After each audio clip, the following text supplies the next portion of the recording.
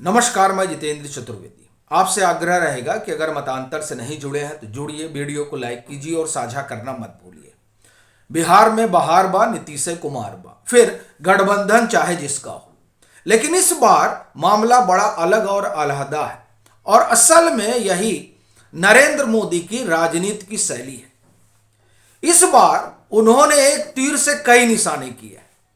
एक तरफ जदयू को समझ में नहीं आ रहा है कि ये हो क्या गया है, दूसरी तरफ विपक्ष सदमे में है क्योंकि सबसे बड़ा नैरेटिव जो है वो ध्वस्त हुआ। और एक नैरेटिव नहीं है, कई है, उस पर भी हम लोग बात करेंगे। और तीसरी तरफ ये इन 10 सालों में एक नया लुटियन खड़ा हुआ है दिल्ली में, वो भी बदहवास है, उसको समझ नहीं आ रहा है कि ये सब चल क्या रहा है। तो ये जो पूरा किस्सा है उसी पर हम लोग सिलसिलेवार तरीके से बात करेंगे। और शुरुआत करेंगे उसी बिहार से जहां 2015 में प्रशांत किशोर ने नारा दिया था कि बिहार में बहार बा। अब हुआ क्या है कि वहां एनडीए की सरकार आ गई है नीतीश कुमार की अगुवाई में, लेकिन इस बार नीतीश कुमार को आप कहें कि एक तरीके से नाथ दिया गया है। और वो अकेले नहीं है, और भी जो लोग हैं, जो किरदार हैं, उन सब पर मैं बात करूंगा। लेकिन पहले यह क्यों कहा जा रहा है कि नाथ दिया है, और दूसरा यह भी चर्चा है कि दरअसल नीतीश कुमार को यू टर्न लेने के लिए मजबूर किया गया। तो इसकी क्या कहानी है, इस पर भी बात करें। लेकिन पहले नाथने वाले मसले पर आते हैं। देखिए, उनके डिप्टी कौन है नीतीश कुमार के? विजय सिन्हा और सम्राट चौधरी। बात अगर विजय सिन्हा की करें तो आपको ध्यान होगा कि इससे पहले जब एनडीए की सरकार थी, यानी 2020 से 2022 अगस्त तक वाली में, विधानसभा अध्यक्ष हुआ करते थे विजय सिन्हा। और नीतीश कुमार इन दिनों जिन एक दो नेताओं से सबसे ज्यादा नाराज थे भाजपा में, वो उनमें एक विजय सिन्हा भी हुआ करते थे। विजय सिन्हा विधानसभा अध्यक्ष रहते हुए किस तरह से उनका नीतीश कुमार से टकराव हुआ था यह जग जाहिर है, और उसकी खूब चर्चा भी हुई थी। और उस बाबत जो है कई वीडियो वायरल भी हुए थे। बड़ी तीखी नोकझोंक हुई थी विधानसभा में मुख्यमंत्री और विधानसभा अध्यक्ष विजय सिन्हा के बीच। और यही नहीं, 2022 में जब नई विधानसभा का उद्घाटन होना था, तब निमंत्रण पत्र से मुख्यमंत्री का नाम गायब था, और यह भी उस समय बड़ी सुर्खियों का मुद्दा बना हुआ था। तो ये संबंध रहे हैं विजय सिन्हा के मुख्यमंत्री नीतीश कुमार से। यही नहीं, दरअसल उनको नेता प्रतिपक्ष भी इसीलिए बनाया गया था, विजय सिन्हा को, क्योंकि एक प्रखर आवाज माना जाता रहा भाजपा में नीतीश कुमार के खिलाफ। अब आप देखिए कि गठबंधन जब अगस्त 2022 में टूटा था, तो कई कारणों में एक कारण विजय सिन्हा भी थे, और वो अब मुख्यमंत्री के सहयोगी हैं, यानी वो डिप्टी सीएम बनाए जाते हैं।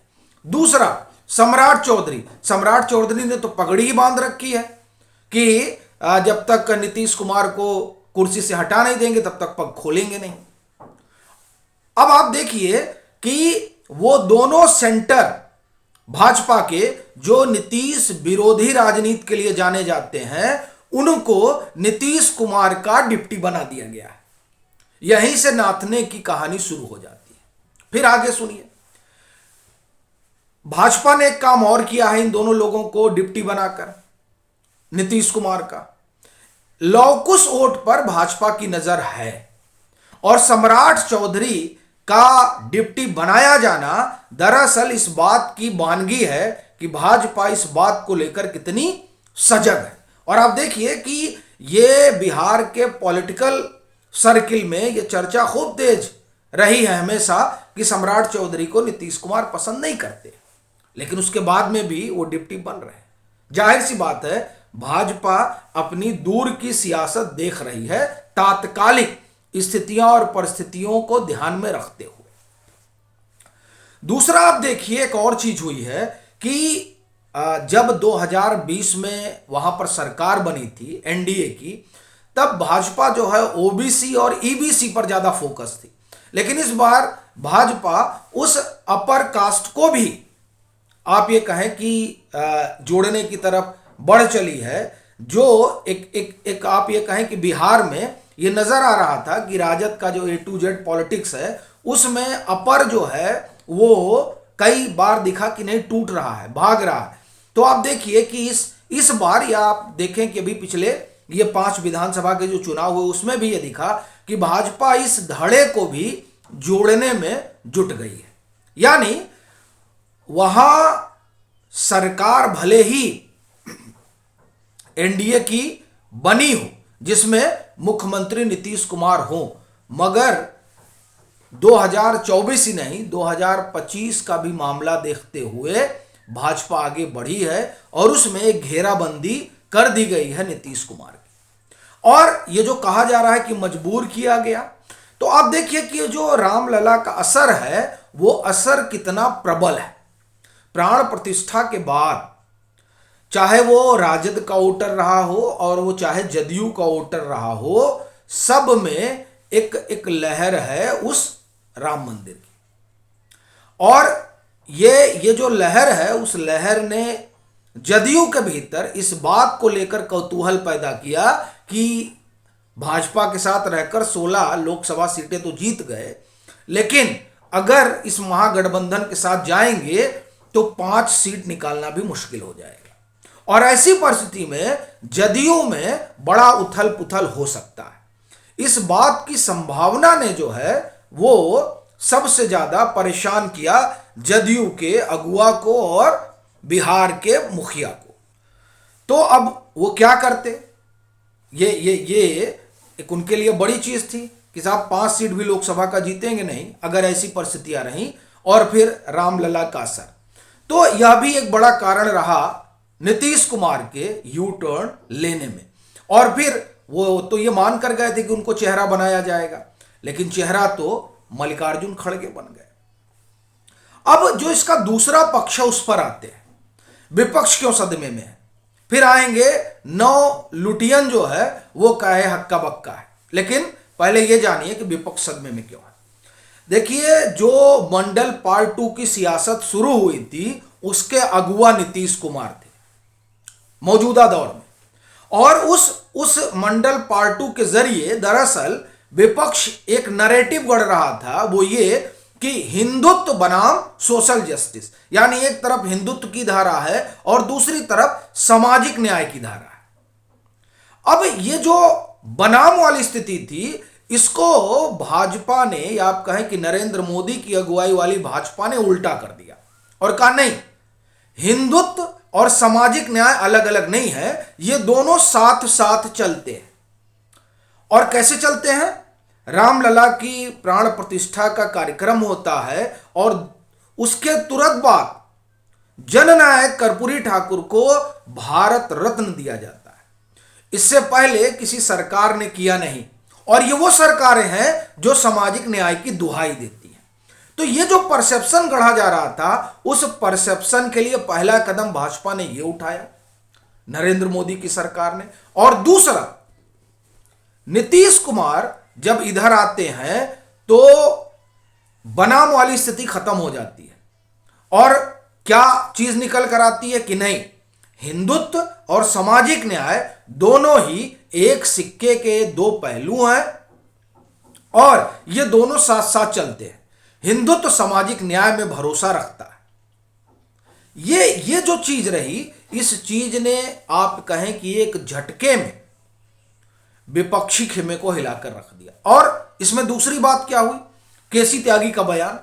केसी त्यागी ने कभी किसी भी क्षेत्रीय दल को निशाने पर लिया ही नहीं, उन्होंने सीधे कांग्रेस पर चोट की। यानी गैर कांग्रेसवाद की जो सियासत रही, उस सियासत को हवा दिया गया और यह संदेश दिया गया कि साहब कांग्रेस जो है वो क्षेत्रीय दलों को खा लेगी, इसलिए दूरी बनाए रखिए।